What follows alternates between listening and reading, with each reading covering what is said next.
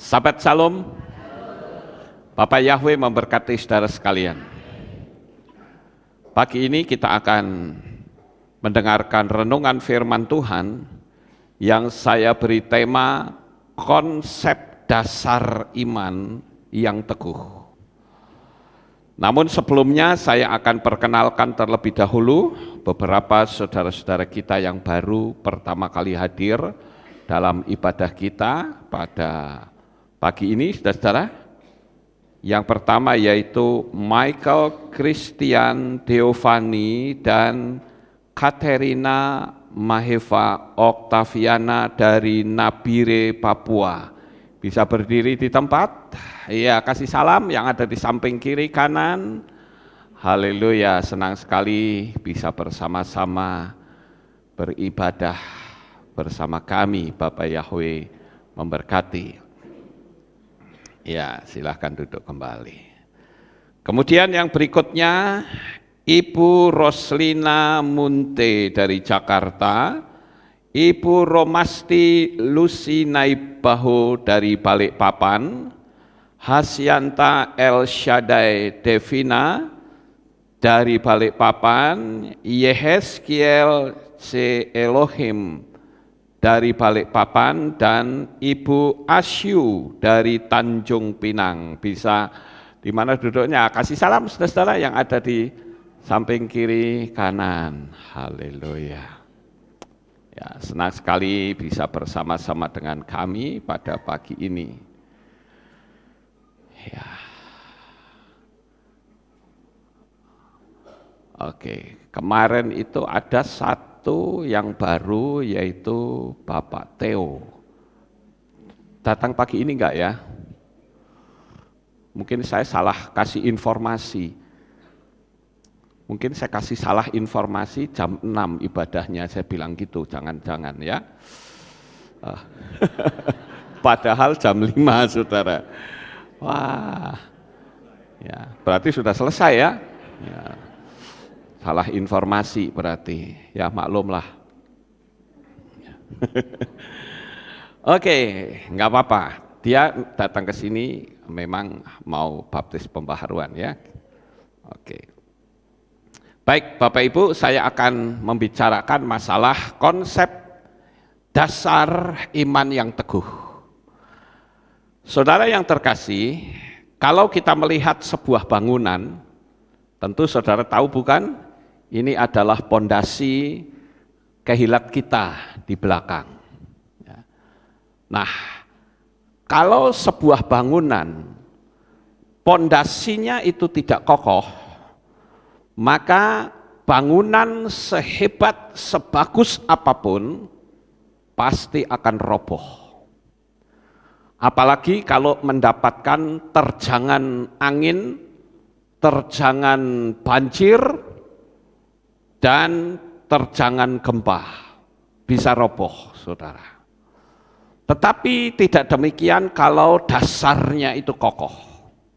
Nah, saya ingin meletakkan dasar iman kita supaya kita tidak akan goyah. Karena kehidupan iman kita kalau tidak memiliki dasar yang kuat, maka gampang berubah iman. Bahkan kalau diajak berdebat oleh orang-orang dari kepercayaan lain, kita pasti akan guling. Kita sering mendengar pertanyaan-pertanyaan yang membuat orang-orang percaya di dalam iman kita itu berguguran. Saya ambil satu contoh, saudara-saudara, yaitu tentang pernyataan orang. Next, ini kok nggak bisa jalan? Coba tolong ini ya. Pernyataan orang yang berkata begini, Tuhan kok mati di salib? Bukankah dia sanggup untuk melepaskan diri? Betul ya saudara, kalau dipikir secara logika, katanya Tuhan kok mati di salib, gampang amat, nggak bisa ngelawan lagi. kita bisa berpikir, oh iya ya, Tuhan itu kan dahsyat. Kok enak-enak disalib? Pasti akan ngguling. Pertanyaan yang kedua, Tuhan kok beranak? Pertanyaan ketiga, Tuhan kok berdoa kepada Tuhan? Ketika Yesus berdoa di Taman Getsemani, dia kan berdoa kepada Bapa Yahweh. Kalau dia betul Tuhan, kenapa dia berdoa kepada Tuhan?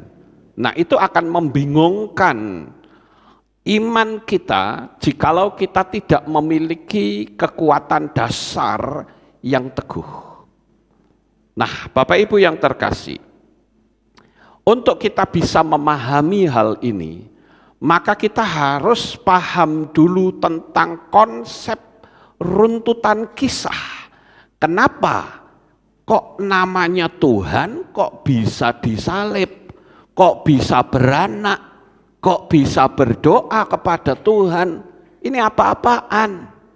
Nah, kita harus ngerti cerita awalnya, saudara-saudara. Saya akan cerita terlebih dahulu sebuah kisah di mana manusia itu belum ada.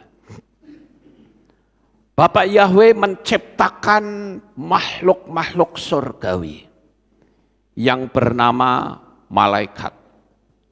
Nah, malaikat ini, saudara-saudara, jumlahnya bukan 10-20, bukan 1-2 juta, bukan 1-3 miliar, tetapi jumlahnya saya percaya hingga triliunan.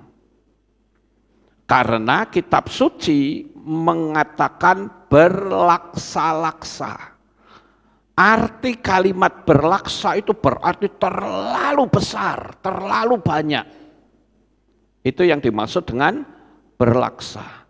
Nah, malaikat-malaikat yang dijadikan oleh Bapak Yahweh ini jenisnya banyak, saudara-saudara. Ada yang bentuknya kepalanya seperti lembu dan kepalanya seperti burung. Ada pula yang seluruh tubuhnya itu mata semua. Ada yang sayapnya 4, ada yang sayapnya 2, bahkan ada yang tidak bersayap. Itu semua malaikat-malaikat yang diciptakan Tuhan. Nah, dari semua malaikat-malaikat itu, saudara-saudara, ada gerombolan malaikat yang paling indah diciptakan oleh Tuhan dari semua malaikat, yaitu yang dikenal dengan malaikat cahaya. Malaikat cahaya ini namanya saja malaikat cahaya, tentu di dalam tubuhnya ada cahaya. Dan saking indahnya, rupa-rupanya gerombolan malaikat cahaya ini, dia ingin disembah oleh Sang Pencipta. Dia ingin dimuliakan. Jadi mungkin malaikat itu berkata gini, kok enak ya, saya semua rekan-rekan nyembah Tuhan. Kalau gitu saya juga butuh dong disembah. Aku juga butuh dong dimuliakan sama teman-teman yang lain. Nah, gerombolan malaikat cahaya itu berusaha untuk menyamai yang maha tinggi, yaitu Bapa Yahweh. Tetapi namanya juga ciptaan, tidak mungkin bisa menang, saudara. Dia berusaha untuk memberontak sekuat apapun, tidak akan mampu. Maka karena dia melakukan pemberontakan, dia dibuang di bumi ini. Sampai di sini jelas ya, saudara, dibuang di bumi ini. Lalu Bapa Yahweh menjadikan manusia menurut gambar dan rupanya sendiri yang dibuat dari debu tanah. Tujuannya apa? Kalau saya renung-renungkan, saudara, saya berpikir Tuhan ini kok aneh ya? Bukankah dia tahu kemampuan dari malaikat cahaya ini? Kenapa kok manusia dijadikan Tuhan justru di bumi di mana malaikat cahaya itu dibuang. Saya dalam perenungan itu saya membuat sebuah gambaran bahwa Bapak Yahweh itu ingin menunjukkan kepada si pemberontak tadi. Dengan kata lain dia hendak berkata, kamu memberontak kepadaku, no problem. Aku akan menjadikan makhluk lain yang jauh lebih sempurna daripadamu, yaitu seperti diriku sendiri. Maka dijadikanlah manusia, saudara. Namun demikian, malaikat-malaikat itu tentu tidak menghendaki manusia itu memuliakan Tuhan. Dia dirusak, bahkan ketika dia dibuang ke bumi ini, buminya pun dirusak. Sehingga kalau saudara membaca di dalam kitab Bereshit 1 ayat 1, di sana dikatakan pada mulanya Tuhan menciptakan langit dan bumi. Tetapi di ayat kedua dikatakan bumi tidak berbentuk. Loh, bukankah ciptaan Tuhan itu sempurna? Masa kok tidak berbentuk? Apa yang menyebabkan tidak berbentuk? Itu karena adanya campur tangan dari Lucifer. Jadi kita punya bayangan sekarang bahwa Lucifer itu bukan satu sosok pribadi malaikat cahaya, tidak. Tetapi satu gerombolan besar si pemberontak yang dikenal Lucifer. Lucifer itu dari bahasa Latin kalau tidak salah ya, itu lux feri, artinya pembawa cahaya. Itu sebabnya Rabi Shaul atau Rasul Paulus mengatakan bahwa setan juga bisa menjelma menjadi malaikat terang. Ya kenapa? Ya memang dari situ asalnya. Nah, ketika manusia itu hidup di sebuah taman yang indah, yang kita semua mengenal dengan Taman Eden. Tetapi sayang sekali makhluk manusia yang dijadikan serupa dan segambar dengan Bapak Yahweh itu, dia memberontak. Dia melawan firman Tuhan. Karena Bapak Yahweh katakan semua buah pohon dalam taman ini boleh kamu makan buahnya. Namun buah pengetahuan baik dan jahat jangan kamu makan. Karena pada hari engkau memakannya, pastilah engkau mati. Sekali lagi, pada hari engkau memakannya, pastilah engkau mati. Nanti kalimat ini ada di dalam caption saya. Nah, Bapak Ibu yang terkasih, sehingga ketika manusia itu jatuh dalam dosa, maka secara otomatis seluruh kuasa yang ada pada diri manusia itu diserahkan secara cuma-cuma kepada setan. Sehingga manusia ketika dia jatuh dalam dosa, maka manusia itu harus mati. Jadi kalau ada sebuah pertanyaan, kenapa kok manusia itu mati? Apa yang menyebabkan manusia itu mati? Saya sering melihat di channel-channel sebelah, ketika ditanya, kenapa manusia itu mati? Jawabannya lucu, saudara. Ada yang berkata, manusia mati karena sudah waktunya. Ada yang berkata, manusia mati karena dia sakit. Manusia mati karena kecelakaan. Ya pastilah. Ya. Tetapi apa yang menyebabkan manusia itu mati? Tidak ada satupun yang bisa menjawab, saudara-saudara. Tapi sebetulnya jawabannya itu sangat mudah. Kenapa manusia itu harus mati?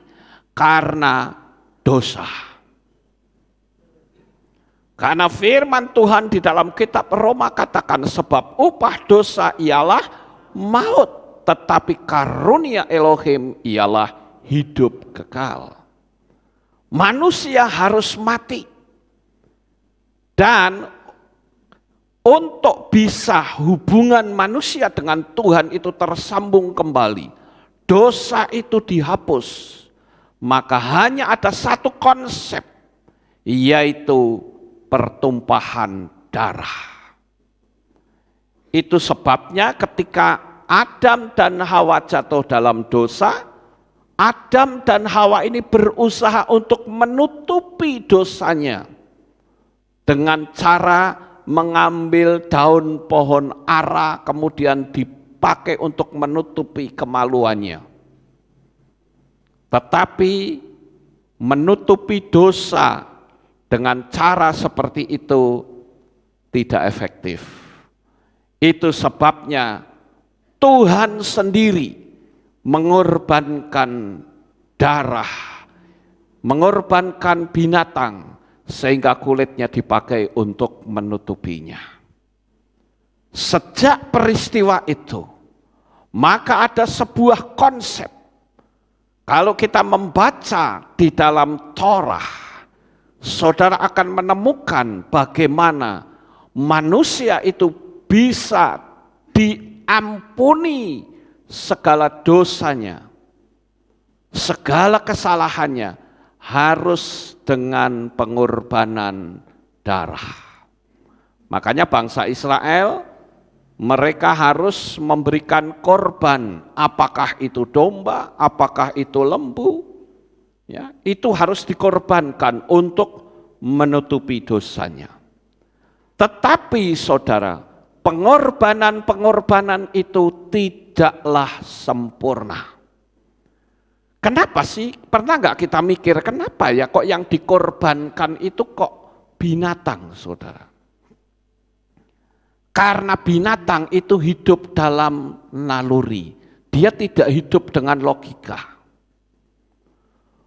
Makanya dia nggak ngerti yang namanya dosa itu macam apa. Karena dia dijadikan hidup dalam naluri. Dan binatang-binatang yang harus dikorbankan itu ada klasifikasinya. Kalau domba, maka domba itu berumur sekian, tidak boleh cacat. Maka itu yang dikorbankan. Tetapi darah domba tidaklah cukup untuk menutup dosa, menghapus dosa tidak bisa. Karena itu harus terjadi berulang-ulang setiap tahun. Makanya kalau saudara perhatikan setiap perayaan hari raya Yom Kippur, bangsa Israel selalu membawa korban, di mana imam besar akan masuk ke ruang Maha Kudus dan memercikkan darah. Sementara domba yang satunya lagi diikat tanduknya dengan tali kermisi dan dilepaskan di padang gurun yang dikenal dengan Azazel. Ketika nanti terlepas dan domba itu mati, maka tali kermisi yang ada di tanduknya sudah berwarna putih. Itu sebabnya ada ayat firman Tuhan yang mengatakan, sekalipun dosamu merah seperti kermisi, akan menjadi putih seperti salju. Begitu Bapak Ibu. Jadi pengampunan manusia ini terjadi ketika harus dibayar dengan darah. Tetapi apakah nabi-nabi bisa membayarnya? Tidak bisa, saudara. Kenapa tidak bisa? Karena nabi itu adalah keturunan manusia yang berdosa. Di dalam dirinya itu mengalir dosa yang membuat manusia itu mati. maka semua nabi pasti mati, saudara. Jadi seluruh manusia sesuci apapun dia menganggap dirinya, tidak akan bisa melepaskan manusia yang lain dari dosa. Tuntutan pengampunan harus dengan darah yang tidak berdosa.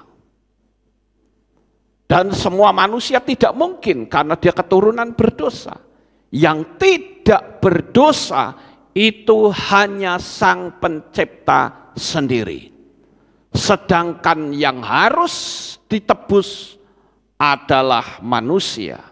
Maka tidak ada cara lain. Sang Pencipta yang adalah sempurna harus menjadi manusia. Dan manusia itu pun harus manusia secara real, secara nyata. Maka tidak ada cara lain. Bapak Yahweh memakai seorang perawan yang bernama Maria. Dan benih Roh Kudus itu dimasukkan ke dalam dirinya. Sehingga lahirlah Yeshua HaMashiach.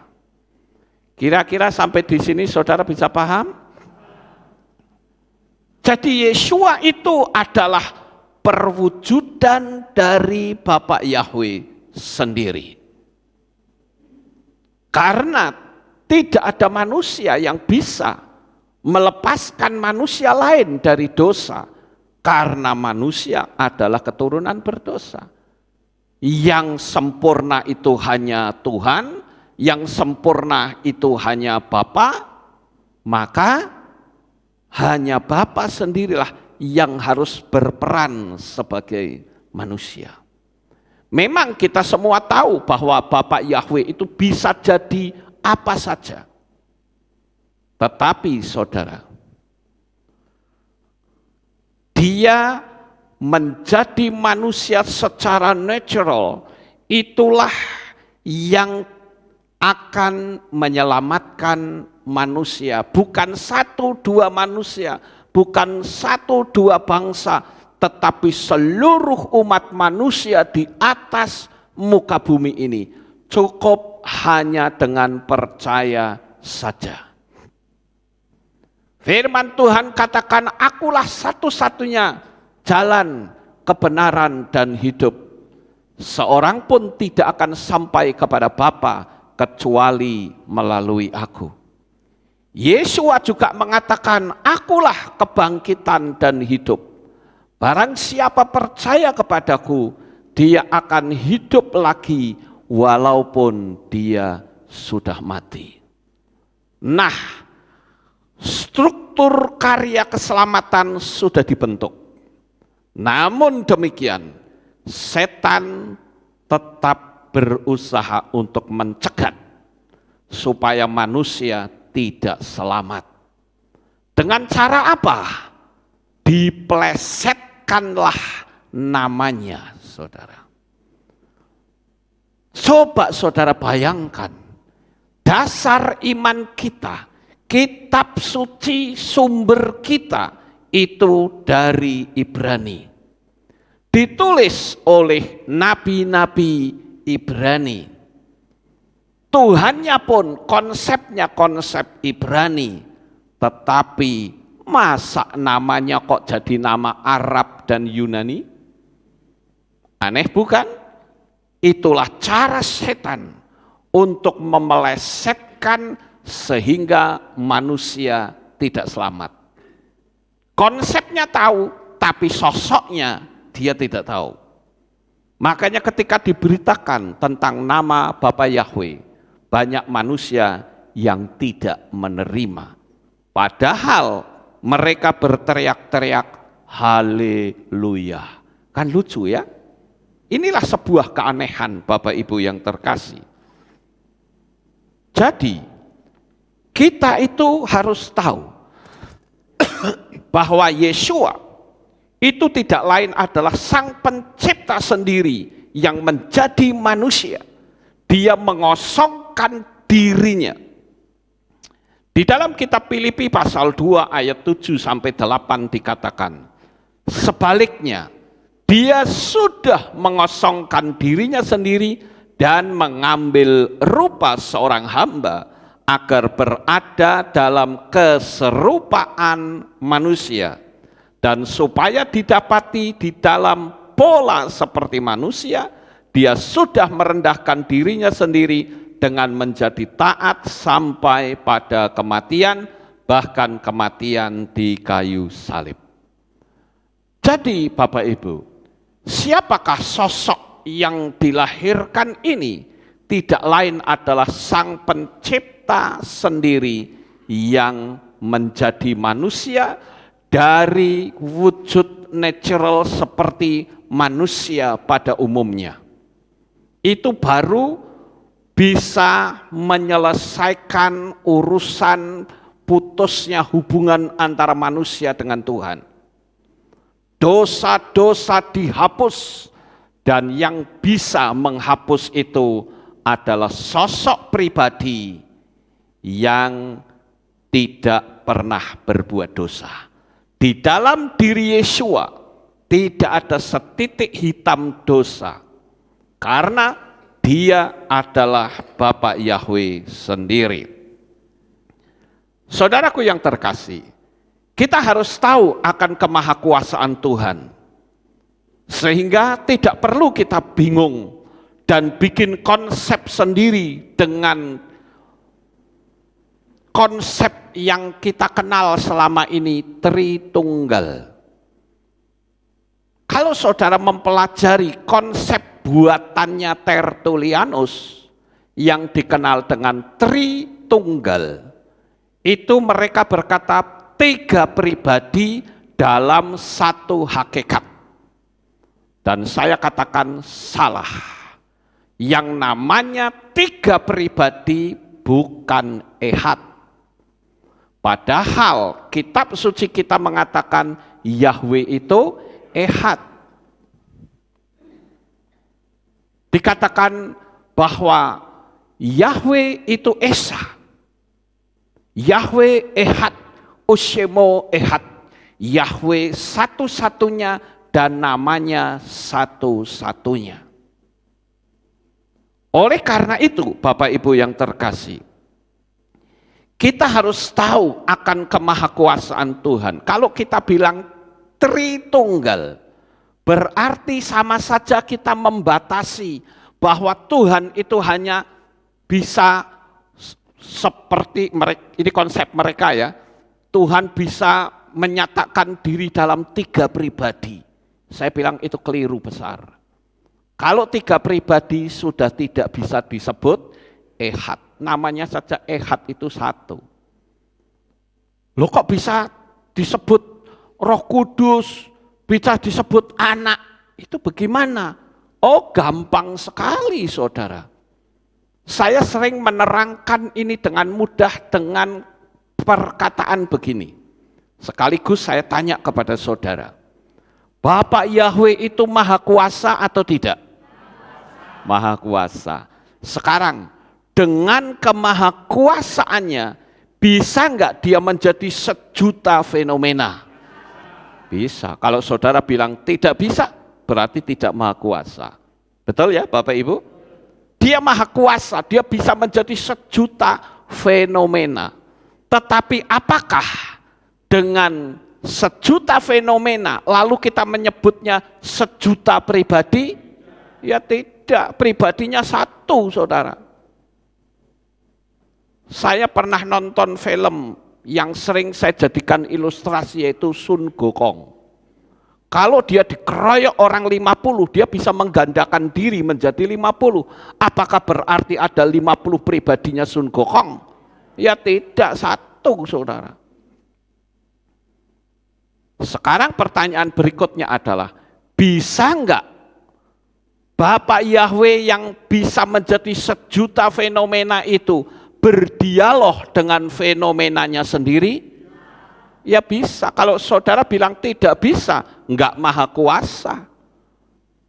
Jadi ketika Bapak Yahweh jadi manusia, Yeshua HaMashiach, ketika dia berdoa di Taman Getsemani, disitulah Yeshua mengambil peran manusia seisi dunia ini. Paham Bapak Ibu? Dan saya beritahu, kenapa di dalam kitab suci dikatakan Yeshua itu ketakutan sampai keringatnya atau peluknya seperti tetesan darah. Apa sebetulnya yang ditakutkan oleh Yeshua? Yeshua tidak pernah takut dengan tombaknya tentara Roma. Yeshua tidak pernah takut dengan cambuknya tentara Roma. Tetapi yang Yeshua takuti adalah saat dia berhadapan dengan cawan murka Elohim. Yeshua sempat berkata, "Ya Bapa, jikalau mungkin lalukanlah cawan ini daripadaku. Namun bukan kehendakku yang jadi, tetapi kehendakmu." Sebab Yeshua itu tahu, ketika dia minum cawan murka Elohim, maka dia akan dimurkai oleh Elohim, akan dimurkai oleh Sang Pencipta, yaitu Bapa Yahweh. Dan murka itu seharusnya kita yang menerimanya, tetapi ditanggung oleh Yeshua sendiri. Kira-kira saudara bisa paham konsep ini? Jadi kalau saudara paham betul konsep ini, saudara nggak bingung, Tuhan kok jadi manusia, Tuhan kok lahir. Itulah konsepnya Torah, saudara. Digenapi. Sehingga tidak heran kalau memang Yeshua itu menjadi manusia dari lahir seperti manusia pada umumnya, dibesarkan, dia lalu melayani manusia yang lain dan menyatakan dirinya bahwa dia adalah Sang Pencipta sendiri. Kenapa sih Yeshua kok disalib? Karena dia berani berkata, "Kamu akan mati dalam dosamu kalau tidak percaya bahwa akulah dia." Dia di sini siapa? Dia di sini tidak lain adalah Bapak Yahweh. Jadi Yeshua sendiri menyatakan bahwa akulah Yahweh. Kenapa dari kepercayaan lain bingung, ubrek, gak karu-karuan? Karena dia tidak paham konsep Torah tentang pengorbanan darah. Sehingga dengan mudahnya mereka berkata, Tuhan kok mati di salib, Tuhan kok jadi manusia, ya, Tuhan kok bisa ketakutan. Karena dia nggak paham tentang konsep itu, saudara-saudara. Jadi kalau saya katakan bahwa Tritunggal itu Bapa, Putra, dan Roh Kudus, itu masih kecil, saudara, mengecilkan kuasanya. Padahal Bapak Yahweh itu bisa jadi tiang awan dan tiang api. Bapak Yahweh juga bisa menjadi sosok manusia yang melindungi tiga pribadi, Hananya, Misael, Azaria. Ya, tiga pribadi, maka saya nyebutnya tiga pribadi karena orangnya berbeda-beda. Siapa sosok manusia yang ada di dapur perapian yang menyala-nyala? Yaitu Bapak Yahweh sendiri, saudara, yang menjadi manusia, tetapi tiba-tiba dalam wujud manusia yang sudah dewasa. Tetapi dari semua fenomenanya yang paling spektakuler dan ditakuti oleh setan adalah ketika dia menjadi manusia dalam bentuk natural. Itulah yang ditakuti oleh setan. Bapak Yahweh juga bisa berwujud punggung tangan yang menulis di tembok kerajaannya Belsasar dengan tulisan Mene Mene Tekel Ufarsin. Itulah Yahweh. Jangan saudara pikir, oh itu tangannya genderuwo. Tidak, itu tangannya Bapak Yahweh, saudara. Bahkan Bapak Yahweh sendiri juga, dia bisa menjadi burung merpati yang dikenal dengan Roh Kudus. Ya. Sekarang kita lanjut, Bapak Ibu. Kenapa Adam kok tidak mati? Padahal Tuhan mengatakan pada hari engkau memakannya, yaitu makan buah pengetahuan baik dan jahat, pastilah engkau mati. Ada orang dari seberang yang tanya, Tuhanmu tuh bohong. Katanya Adam pada hari memakannya pasti mati. Tapi faktanya umur Adam sampai ratusan tahun enggak mati. Apa jawabnya? Gampang sekali, saudara. Karena apa yang Tuhan katakan pada hari engkau memakannya, pastilah engkau mati. Itu bicara tentang harinya Tuhan. Sehingga sekalipun umur Adam itu panjang sampai ratusan tahun, dia tidak sampai satu harinya Tuhan. Karena firman Tuhan katakan di dalam 2 Petrus 3 ayat yang ke-8, satu hari bagi Tuhan itu 1000 tahun bagi manusia. Ini karena ada perbedaan dimensi waktu, saudara. Sampai di sini paham ya Bapak Ibu? Jadi kalau ada orang tanya, katanya Tuhanmu ngomong, ya pada hari engkau memakannya pastilah engkau mati. Buktinya enggak mati saat itu. Betul, tidak mati. Tetapi dia mati belum satu harinya Tuhan. Manusia yang terpanjang umurnya saja yang dikenal dengan Metusalah, umurnya 969 tahun, itu pun belum satu harinya Tuhan, saudara. Jadi sampai di sini paham ya? Kemudian ada lagi pernyataan atau pertanyaan, Tuhan kok beranak? Ada istilah anak Tuhan atau putra Yahweh. Saya katakan kata anak itu berarti Tuhan kawin punya anak. Enggak, saudara.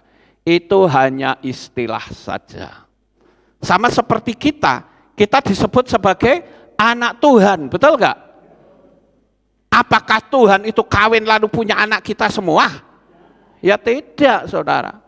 Kita disebut anak Tuhan, itu bicara tentang konsep keluarga. Makanya kita memanggil Sang Pencipta dengan panggilan Bapa. Oh, itu istimewa sekali.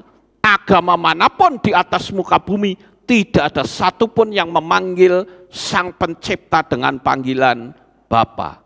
Tidak ada. Ya. Jadi kalau dibilang anak, itu jangan saudara pikir, oh bapak itu kawin lalu punya anak. Enggak. Itu istilah. Sama seperti anak panah. Apakah panahnya kawin lalu punya anak? Ya tidak. Kemudian daun pintu. Apakah ada pohon pintu? Ya tidak. Apakah ada cabang pintu? Ya tidak. Itu hanya istilah, saudara. Anak kunci. Apakah ada bapak kunci atau ibu kunci? Enggak ada. Itu hanya istilah saja. Jadi Bapak Ibu yang terkasih, jikalau kita paham akan konsep ini, maka iman kita akan teguh. Saudara akan tahu betul siapa sosok yang saudara sembah. Bertahanlah sampai pada titik nafas penghabisan dan engkau akan mendapatkan mahkota kehidupan. Mahkota yang tidak bisa layu dan kita akan hidup selamanya bukan di neraka, tetapi di sorga. Sukses besar untuk saudara. Bapak Yahweh memberkati. Haleluya. Kita tunduk kepala, kita berdoa. Terima kasih Bapak Yahweh. Selesai sudah pemberitaan firman-Mu. Biarlah konsep dasar iman ini dapat dipahami oleh semua orang. Sehingga dia tidak akan dengan mudahnya berpindah lalu menuduh Tuhan itu punya anak dan sebagainya. karena kami tahu konsep ini adalah konsep karya keselamatan dari Bapa Yahweh sendiri sebagai Sang Pencipta. Terima kasih ya Tuhan, meteraikan firman ini di dalam hati kami, sehingga iman kami tetap teguh sampai pada titik nafas kami yang penghabisan. Terima kasih Bapa, di dalam nama Adonai Yeshua HaMashiach kami sudah berdoa. Amin. Haleluya. Kita akan dengar pengumuman.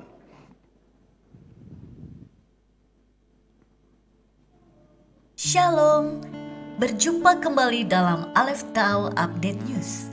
Berikut kami sampaikan pengumuman minggu ini. Berita Lelayu, telah pulang ke rumah Bapak Yahweh, Bapak Setiono PW, dalam usia 60 tahun, meninggal pada hari Rabu 14 Desember 2022 pukul 11.00 WIB, dan telah dimakamkan pada hari Jumat 16 Desember 2022 pukul 9.30 WIB di TPU Giriloyo, Magelang.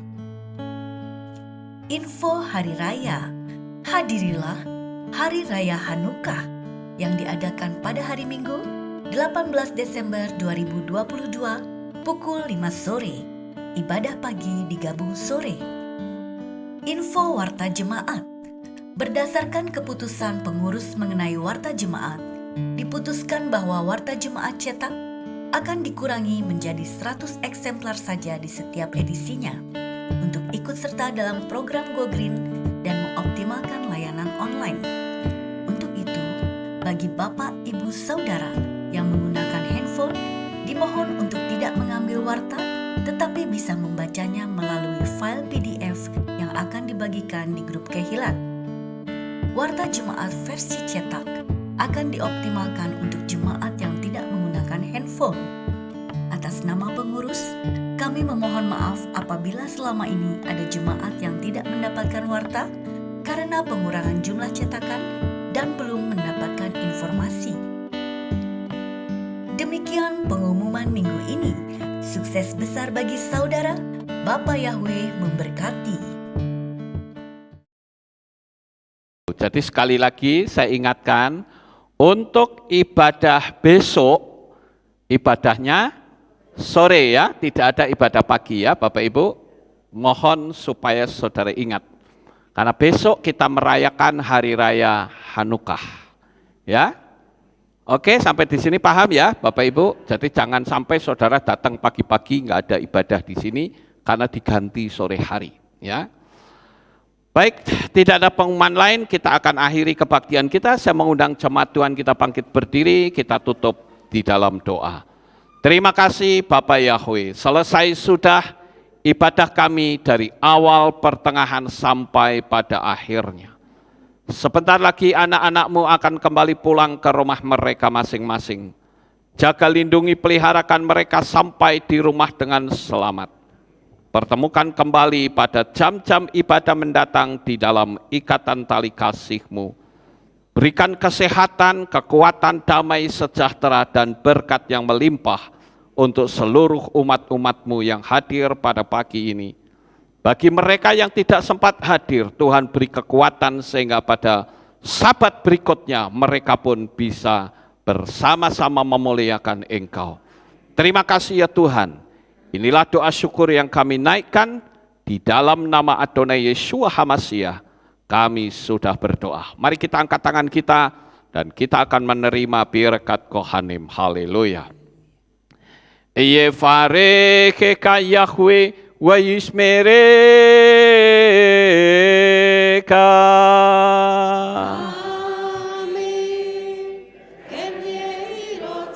Yair Yahweh panau eleka. Wihuneka.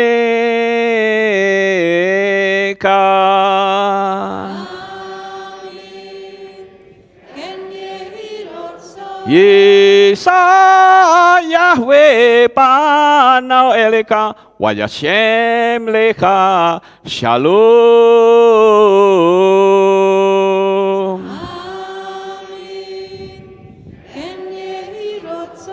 Baruk atabair ufaruk atabasaleh. Engkau akan diberkati di kota dan kau akan diberkati di ladang. Amin. Baruk peripitne kau friatmat kau frifahim teka syekar alapeka wa esteroconeka. Diberkatilah buah kandunganmu, diberkati hasil bumimu, diberkati hasil ternakmu, anak-anak lembumu dan anak-anak dombamu. Amin. Baruk tan akau misyartika, diberkatilah bakulmu dan tempat adonanmu. Amin. Baruk ata baboy kau faruk ata berseteka, dan kau akan diberkati pada waktu engkau masuk, dan engkau akan diberkati pada waktu engkau keluar. Amin. Baruk ata Yahweh Elohenu melek haolam, besem Yeshua hamasya waruah hakodes kile olam faed. Kami sudah berdoa dan mengucap syukur. Haleluya.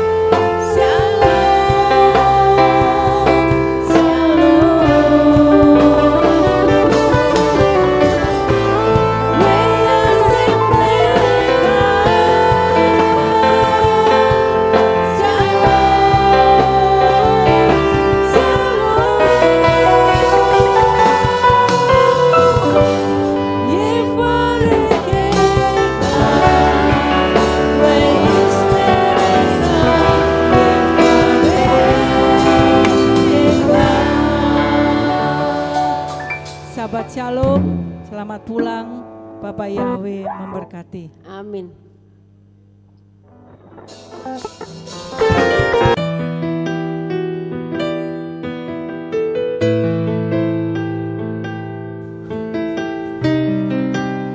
Segala pujian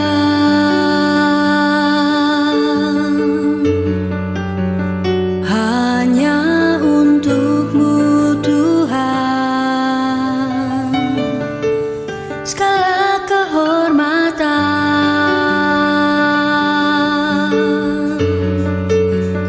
juga punya-Mu Tuhan. Dari puncak tertinggi sampai lembah terlandai, semua karya kasih cinta-Mu, sujud menyembah Sang Maha Pencipta.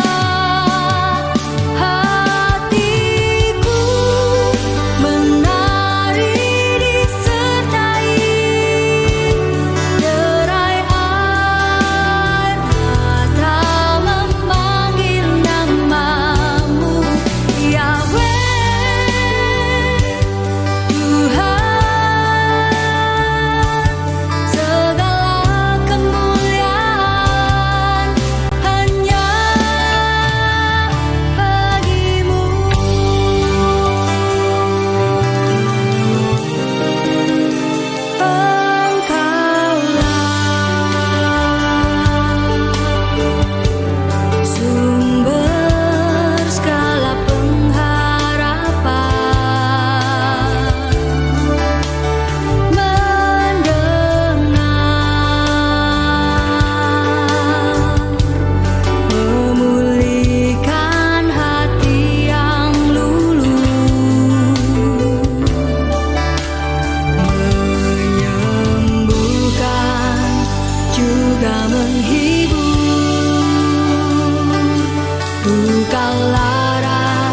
menjadi bahagia, agar semua diberkatinya, sebab kita kesayangan